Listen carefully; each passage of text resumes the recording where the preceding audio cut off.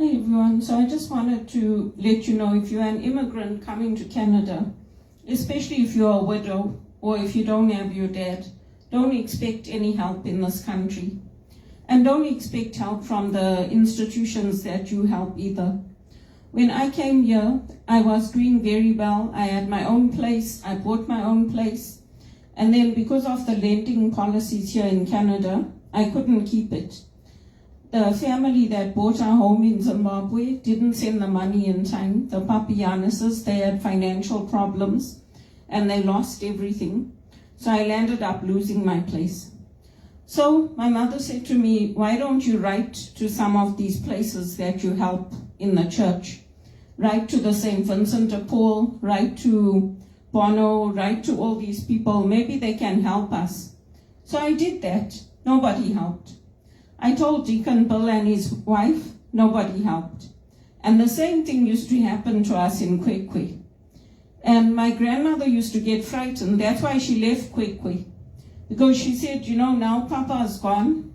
I don't know what we're going to do. She said, I want to stay with you people. But she said, it's very, very frightening. Because Auntie Carmen and them, they all had husbands. Carmen Fernandez, she is married to Gilly. So they all had husbands, and my mother got bullied.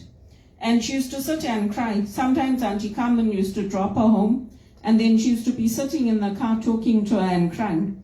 And I used to say to her, why are you crying? Well, what's wrong? And she's like, just leave it. That's why I know. That's why she's telling me to leave it now. I'm not going to leave it. Because if I let them carry on bullying me, they'll put me in jail. When they took me to Bulawayo, they didn't even tell me that, okay, you know what, Belinda, we made some arrangements. You're going to be living in Bulawayo with Auntie Elsa and them for a year, and you're going to be taking your secretarial courses. My mom told me, just pack a bag, we're going to Bulawayo for a trip. So we always used to go to Bulawayo. What did I know? I packed my bag. I said to her, put my clothes in the bag with yours and Savio's and Anita. She said, no, you pack yours separately, because the bag is full. I said, okay. So I packed my bag, and then when we got there, she said, you're staying here now. They enrolled you in some courses here, so you have to stay here. And Auntie Elsa was horrified. She says, they didn't tell you anything. I said, no, they didn't tell me anything. I don't even know anything. I don't even know anything that's happening. So this is how they do it. The same way the police coordinated everything. When I went there to Kwekwe, Auntie Carmen Fernandez, she was telling Auntie Reva, oh, I believe that fellow Eric likes her. I said, oh, what are you talking about? She didn't answer me. So if they want to know who this whole thing, whatever's going on, they mustn't come and blame it on me. I didn't tell anybody that Eric likes me. I don't even know him. And the same thing with Jane Breen. I don't know her.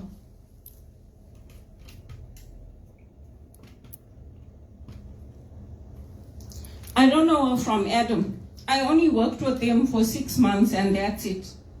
I don't have any relationships with any of them outside of work. I don't know them. So this whole thing about people saying I'm obsessed with them, I like them, I don't even know them. I don't even talk to them. So if they want to know who's told Auntie Carmen Fernandez that, they'll have to contact her through the police. Because I had nothing to do with it. I didn't tell her that Eric likes me. I didn't tell anybody that Eddie likes me. Nobody. So, and if people are saying this is not going to end well for me, it's not going to end well for you either. Because I didn't do anything wrong. All these fines that all these banks got now, Credit Suisse, TD, Teleperformance, it could have all been avoided. Because people like me told them on the job.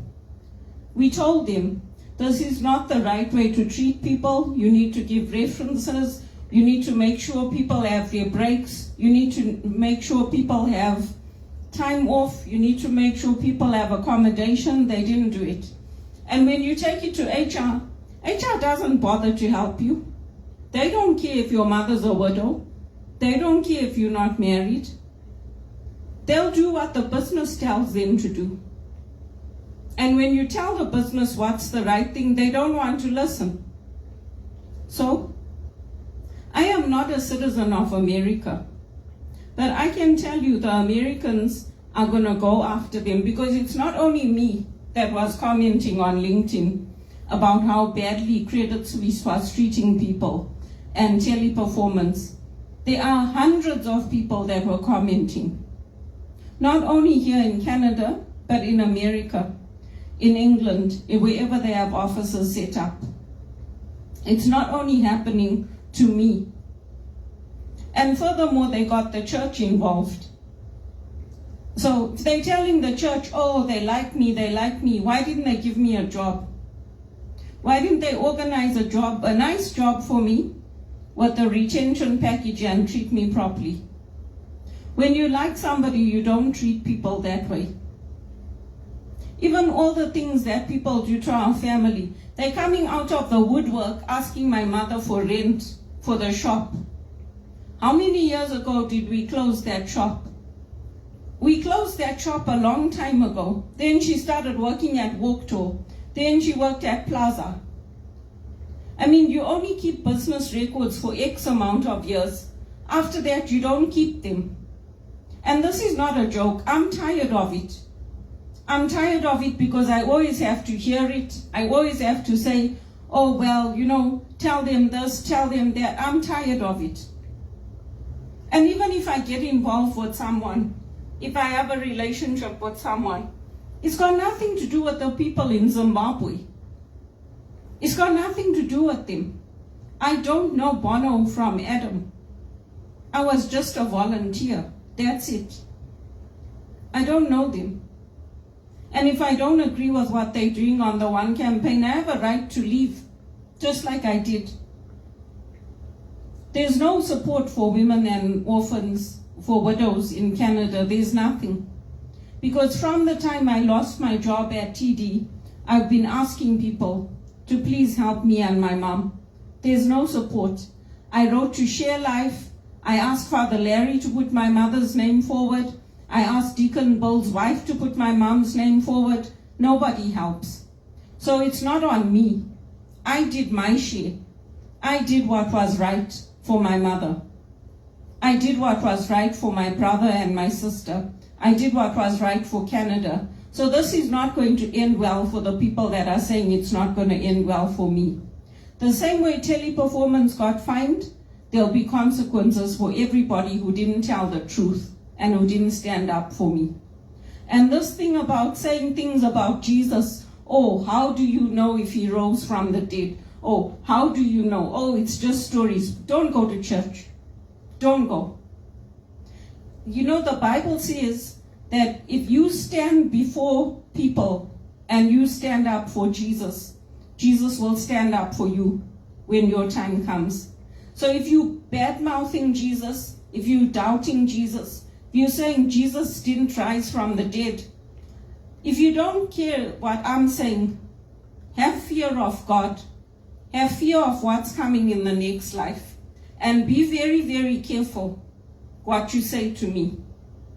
I didn't become a spiritual director lightly. I didn't consecrate my life to the Lord lightly, or to Our Lady and Saint Joseph. Be very careful what you say about the church. The church might have a lot of problems, but it's still the church that Jesus established. And if you don't like what I'm saying, tough. People have mistreated me in this country, letting me go from jobs, letting me go all the time. I didn't deserve any of it. And I didn't deserve to have it coordinated and me taken to the police station. I didn't deserve it. And I'm tired of it. I'm tired of it. I told everybody already, if Jesus sees what's coming and he sees that it's going to be too much for me, he'll take me. He'll take me. I won't suffer.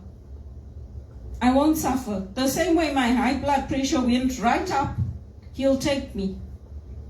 Because I've done good on this earth. What have you done?